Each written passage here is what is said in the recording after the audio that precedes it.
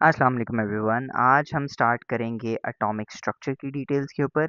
Atomic structure में जब हम आते हैं तो we already know this one thing कि एटम जोन सा है it is made out of subatomic particles. अब ये सब एटॉमिक पार्टिकल्स कौन कौन से होते हैं? These are electrons, protons and neutrons. ये तीन सब एटॉमिक पार्टिकल्स हैं और हमें इन तीनों की डिटेल्स को देखना है। तो पहली बात हम यहाँ पर देखते हैं कि इनके ऊपर चार्ज क्या होता है। When we talk about the charge, electron के ऊपर चार्ज होता है -1। नाउ रिमेंबर दिस, ये -1 ना एक्चुअली में एक रिलेटिव चार्ज है। रिलेटिव चार्ज का मतलब क्या होता है कि एक दूसरे के अकॉर्डिंगली इलेक्ट्रॉन, प्रोटॉन और न्यूट्रॉन के अकॉर्डिंगली ये चार्ज कौन सा है। जब आप फिजिक्स में जाके पढ़ेंगे तो फिजिक्स में यू विल स्टडी दिस कि चार्ज जोन सा होता है उसका यूनिट कूलम्स होता है। यहाँ पर कूलम की बात नहीं हो रही, यहाँ पर रिलेटिव चार्ज की बात हो रही है। इलेक्ट्रॉन के ऊपर -1 है तो प्रोटॉन के ऊपर +1 है। ठीक है। द मेजर थिंग इज कि ये चार्ज वैल्यू सेम है न्यूमेरिकल, बट जो हमारे पास साइन है that is completely change. Electron के ऊपर -1 है तो proton is gonna be +1, while neutrons are actually neutral. They do not carry any charge, they have a zero charge. Next आते हैं हमारे पास लोकेशन के ऊपर। जो प्रोटॉन्स और न्यूट्रॉन्स होते हैं ना वो एटम के सेंटर में ना एक छोटा सा पार्ट होता है which is called as the nucleus. तो हमारे पास प्रोटॉन्स और न्यूट्रॉन्स जोन से हैं वो एटम के न्यूक्लियस के अंदर ये छोटे से पार्ट के अंदर प्रेजेंट होते हैं, जबकि जो इलेक्ट्रॉन्स हैं वो न्यूक्लियस के बाहर होते हैं और and they revolve in these shells. अच्छा, शेल्स के हवाले से एक बात हमें याद रखनी है, शेल्स कोई रोड नहीं होता। इलेक्ट्रॉन अगर प्रेजेंट है, इलेक्ट्रॉन यहाँ पे मूव करेगा तो इसकी मूवमेंट जहाँ पर होगी हम उसे शेल कह देंगे, हम उसे ऑर्बिट कह देंगे। अगर इलेक्ट्रॉन नहीं होगा तो ऑर्बिट या शेल एग्जिस्ट नहीं करेगा। नेक्स्ट आते हैं मास के ऊपर। अच्छा, मास में यहाँ पर एक इंटरेस्टिंग चीज हमें ऑब्जर्व करनी है, दैट इज जो यहाँ पे लिखा हुआ है एएमयू। ये एएमयू क्या है? This is atomic atomic mass unit. ठीक है, अब एटॉमिक मास यूनिट का मतलब क्या है? जब आप मास को मेजर करते हैं तो you can clearly see this one thing कि लेट्स से अगर मैं कहता हूँ कि एक वॉच का मास कितना है, तो यू माइट से कि सर वॉच का मास है 300 ग्राम्स। अगर मैं आपसे सवाल करता हूँ कि लेट्स से कि बेटा there is a table, table का मास कितना है, तो यू माइट से कि सर 20 किलोग्राम्स। मैं अगर आपसे एक गाड़ी का मास पूछता हूँ तो यू विल से कि सर लेट्स से शायद 2 टन्स होगा। तो you can clearly see this one thing कि आपने according to the reference of the substance आपने यूनिट खुद चेंज कर लिया। तो इन द सेम वे जब हम बात करते हैं इलेक्ट्रॉन्स, प्रोटॉन्स, न्यूट्रॉन्स की, जब हम बात करते हैं सब एटॉमिक पार्टिकल्स की, तो इनके लिए एक यूनिट है जो कि है एटॉमिक मास यूनिट। बहुत छोटा यूनिट है, we don't need to memorise कि हमारे पास इसकी वैल्यूज क्या हैं, but the major thing is कि प्रोटॉन और न्यूट्रॉन की वैल्यू एटॉमिक मास यूनिट में 1 होती है, लेकिन इलेक्ट्रॉन का मास बहुत ही कम है। कितना कम है?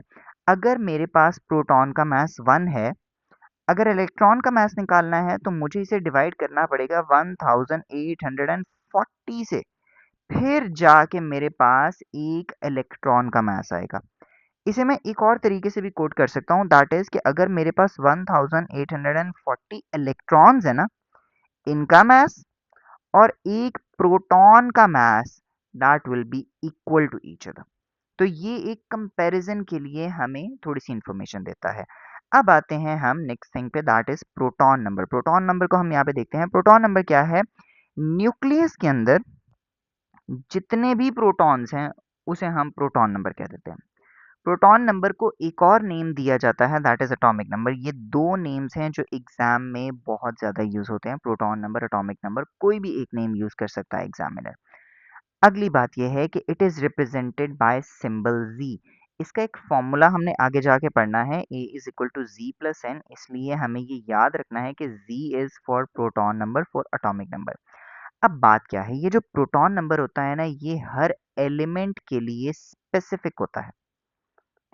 अब इस बात का मतलब क्या है? हर एलिमेंट के लिए स्पेसिफिक होने का मतलब ये है कि अगर मैंने प्रोटॉन नंबर चेंज कर दिया तो एलिमेंट भी चेंज हो जाएगा। ये सेम वैसे है जैसे हमारे पास CNIC नंबर होता है, हमारे पास स्टूडेंट आईडी नंबर होता है। अगर मैं लेट्स से अगर किसी का भी नंबर है 1 2 4 3 5, ठीक है, कुछ भी इस तरीके से नंबर है, ठीक है। अगर मैं इसमें से कोई भी चेंज ले आऊँ, लाइक लेट्स से 1 3 4 3 5 हम कर लेते हैं, ठीक है। अब ये एक न्यू नंबर है, ये एक न्यू स्टूडेंट की आईडी है, ये एक न्यू पर्सन की आईडी है। तो इन द सेम वे अगर मैं प्रोटॉन नंबर को चेंज करता हूं तो एलिमेंट भी चेंज हो जाएगा। एक एलिमेंट का एक ही प्रोटॉन नंबर है। एग्जांपल लेते हैं, कार्बन की बात करते हैं। कार्बन का प्रोटॉन नंबर है 6, 6 ही रहेगा, ये कभी भी चेंज नहीं होगा। अगर मैंने प्रोटॉन नंबर चेंज करके 6 से 7 कर दिया तो ये कार्बन नहीं रहेगा, ये नाइट्रोजन बन जाएगा। तो that is the scenario over here. Next आते हैं एक न्यूट्रल एटम में। अच्छा, ये बात जो मैंने यहाँ पे लिखी है ना, न्यूट्रल एटम, एक्चुअली में एटम्स न्यूट्रल ही होते हैं। इनके ऊपर ज़ीरो चार्ज होता है, कोई भी चार्ज नहीं होता। मतलब कि जितने भी प्रोटॉन्स हैं, उतने ही इलेक्ट्रॉन्स होते हैं। In short what I am trying to say is that कि अगर 3 पॉजिटिव चार्जेस हैं, तो 3 ही नेगेटिव चार्जेस होंगे। 3 प्रोटॉन्स, 3 इलेक्ट्रॉन्स, और ये आपस में कैंसल करेंगे और ये बन जाएंगे, एटम बन जाएगा न्यूट्रल। तो हमारे पास किसी भी एटम में प्रोटॉन्स और इलेक्ट्रॉन्स इक्वल होते हैं। अगर हमारे पास न्यूट्रल नहीं है सब्सटेंस, तो वो एटम भी नहीं है और उसमें ये प्रोटॉन और इलेक्ट्रॉन्स भी एक दूसरे के इक्वल नहीं होते। ये चीज हम ऑब्जर्व करेंगे आगे, आयंस के अंदर देखेंगे। फॉर नाउ अब हमें यहाँ पर एक छोटी सी चीज देखनी है जो कि हमारे पास, like we observe this a lot of time, and that is कि जब भी आप सिंबल लिखेंगे या जब आपके पास पेपर के अंदर प्रिंटेड फॉर्म में भी आएगा, तो आपने एक चीज ऑब्जर्व करनी है कि प्रोटॉन नंबर हमेशा सिंबल के डाउन लेफ्ट पे लिखा होगा, यहाँ पर। लेकिन आगे जाके हम एक चीज पढ़ने वाले हैं, पीरियोडिक टेबल। पीरियोडिक टेबल में हमारे पास ये जो प्रोटॉन नंबर होता है, ये एलिमेंट के सिंबल के ऊपर लिखा होता है। जिस तरीके से मैं यहाँ पे अगर नोट करवाता हूँ, सोडियम का प्रोटॉन नंबर 11 है, हीलियम का 2 है। अब इसी को ऑब्जर्व करते हैं पीरियोडिक टेबल में। ये रहा हमारे पास सोडियम। सोडियम का प्रोटॉन नंबर 11 ऊपर लिखा हुआ है, हीलियम का प्रोटॉन नंबर 2 ऊपर लिखा हुआ है। तो पीरियोडिक टेबल में प्रोटॉन नंबर सिंबल के ऊपर लिखा होगा, लेकिन जब मैं इसे लिखूंगा या मैं इसे टाइप करूंगा, तो ये मैंने प्रोटॉन नंबर यहाँ पर लेफ्ट साइड पे डाउनवर्ड डायरेक्शन में लिखना है।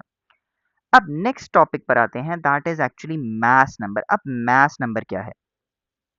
Mass number is actually the number of protons and neutrons in one atom. अच्छा, एक्चुअली में जब आप बात करते हैं ना, तो mass क्या होता है? mass होता है किसी भी चीज़ का आपने जब वजन करना है। एटम का जब वजन करते हैं तो प्रोटॉन्स और न्यूट्रॉन्स का ही mass है। इलेक्ट्रॉन का तो mass हमने कहा है वो तो है ही इतना कम कि अगर उसके mass को कंसिडरेबल बनाना है तो लाइक 1840 इलेक्ट्रॉन्स होंगे, तब जाके वो एक प्रोटॉन के इक्वल होगा। तब जाके इसके मास की कोई इक्वल कोई कोई वैल्यू होगी, ठीक है। लाइक उससे पहले ये वैल्यू इतनी कम है कि हम इसे बिल्कुल इग्नोर कर देंगे। लाइक इट्स जस्ट लाइक कि हमारे पास अगर एक गाड़ी है, गाड़ी का अगर मैं मास आपसे पूछता हूँ, आप मुझे कहते हैं सर 2 टन्स, मैं गाड़ी के ऊपर अगर एक टिश्यू पेपर रख देता हूँ और मैं फिर आपसे मैथ्स पूछता हूँ, तो यू विल बी लाइक कि सर 2 टन्स ही है मैथ्स, टिश्यू पेपर से कोई फर्क नहीं पड़ा, वो बहुत ही negligible, like it will be like 2.00001 probably, okay. तो वो वैल्यू बहुत कम है, आप उसे कंसिडर भी नहीं करेंगे। That's the same situation over here, ठीक है। तो इसीलिए हम कहते हैं कि मास नंबर को मेजर करना है तो आसान काम करें, प्रोटॉन्स को और न्यूट्रॉन्स को काउंट कर लें। अब मास नंबर के दो डिफरेंट नेम्स हैं। The first one is atomic mass, जिस तरह हमारे पास प्रोटॉन नंबर का एटॉमिक नंबर था, यहाँ पर एटॉमिक मास आ जाएगा। लेकिन दूसरा नेम है न्यूक्लियॉन नंबर। अब ये क्यों है? क्योंकि ये प्रोटॉन और neutron both of them are present inside the nucleus. जिस तरीके से हम पाकिस्तान में रहते हैं, we are called as Pakistani, in the same way protons and neutrons as they are present inside the nucleus, तो हम उनके काउंट को न्यूक्लियॉन नंबर यहाँ पर कहेंगे। अब ये जो सिंबल हमारे पास जिसे हम मास नंबर को रिप्रेजेंट करेंगे, दैट विल बी ए। और हमने ये डेफिनेशन के बारे में अभी क्या कहा था? डेफिनेशन में हमने कहा था कि mass number is equal to proton number and neutron number. इसी को रिप्रेजेंट करते हैं सिंबल में। Mass number is equal to A, proton number के लिए हमने क्या सिंबल कहा था, Z कहा था, और न्यूट्रॉन नंबर के लिए हम यूज़ करते हैं N। अब ये हमारे पास एक फॉर्मूला आ चुका है, A is equal to Z plus N। हम पीरियोडिक टेबल में से A की वैल्यू भी देख सकते हैं, Z की भी देख सकते हैं, N की वैल्यू हम फाइंड कर लेंगे फिर इस फॉर्मूला के ज़रिए। लाइक N लिखा नहीं होता पीरियोडिक टेबल में, हम कैलकुलेट कर सकते हैं बड़े आराम से। लेकिन उससे पहले हमें ये देखना है कि A की वैल्यू लिखी किस तरीके से होगी। जब भी एग्ज़ाम में आपके पास A की वैल्यू अगर टाइप्ड फॉर्म में आ रही है या आप लिखेंगे, तो आपने हमेशा सिंबल के ऊपर लिखना है मास नंबर। लेकिन पीरियोडिक टेबल में ये सिंबल के नीचे यहाँ पर लिखा हुआ होगा। ज़रा यहाँ पर देख भी लेते हैं। कैल्शियम का मास 40 है। यही मास मैं आपको दिखाता हूँ कि पीरियोडिक टेबल में हमारे पास यहाँ पर कैल्शियम के सिंबल के बिल्कुल नीचे लिखा हुआ है। तो ये चीज़ हमें ध्यान में रखनी है, ये हमें याद रखनी है, क्योंकि पूरा साल हमने पीरियोडिक टेबल के साथ चलना होता है। अब आते हैं finding number of protons, electrons and neutrons in any atom. तो हमारे पास ये एग्जांपल क्या है, सोडियम की सबसे पहली एग्जांपल। सबसे पहले मुझे देख के पता चल रहा है कि ये 11 माय प्रोटॉन नंबर, तो Z इज 11। और हमने प्रोटॉन नंबर में ये कहा था कि न्यूट्रल एटम है तो प्रोटॉन और इलेक्ट्रॉन्स इक्वल होते हैं। तो you can see this clearly कि मैंने प्रोटॉन और इलेक्ट्रॉन सबसे पहले 11 यहाँ पे फाइंड कर लिए। न्यूट्रॉन हमने कैलकुलेट करने हैं, तो वो ज़रा कैलकुलेट करते हैं। कैसे करेंगे जी? हमारे पास 23 is the value of A, 11 is the value of G. तो फॉर्मूला लगाते हैं, A is equal to ji plus N. 23 is equal to 11 plus N. N की वैल्यू फाइंड करने के लिए मैं इस 11 को दूसरी तरफ ले जाऊंगा। This becomes N is equal to 23 minus 11। The answer comes out to be 12। तो इस तरीके से यू कैन सी दैट के neutrons are 12, protons are 11 and electrons are also 11। Next example पर आते हैं कैल्शियम की। कैल्शियम की हमारे पास proton number is 20, already coated, and electrons are also 20 because we know that के protons and electrons are equal to each other. Mass number पर आते हैं। मास नंबर इज 40, यहाँ पे लिखा हुआ है। तो A is equal to ji plus N, formula लगाया, मेरे पास नंबर ऑफ न्यूट्रॉन्स आ गए 20। Using the same formula I can see this कि हीलियम में 2 न्यूट्रॉन्स हैं, 2 प्रोटॉन्स हैं और 2 ही इलेक्ट्रॉन्स हैं, क्योंकि प्रोटॉन्स और इलेक्ट्रॉन्स हैं तो इक्वल होना है। नेक्स्ट आते हैं आयरन पे। आयरन की बात करते हुए I have 26 as proton number, 26 as electron number.